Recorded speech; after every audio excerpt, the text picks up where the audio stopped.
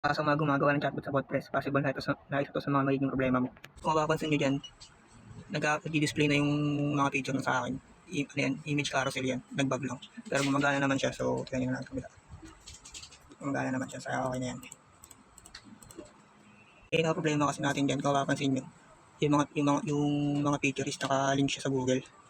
And ang problema ngayon dyan is kapag yung link lang na to, yung basic na pag in-open natin, iba siya. Hindi yung gagana kung kaka-copy-paste nyo lang. Kasi ang makukuha lang dyan is yung link ng mismong Google Drive folder nyo. So, ang kailangan natin magawa is kukunin natin yung link ng picture mismo. So, parang gagawin yun. Ito. And is kasi isang buong gabi ko itong pinag-aralan para masolusyonan.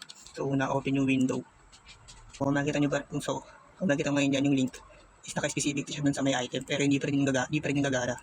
Kasi iba pa rin yan, hindi pa rin siya mailagay sa WordPress. So, ang gagawin natin, kukunin natin yung pinaka-image nito.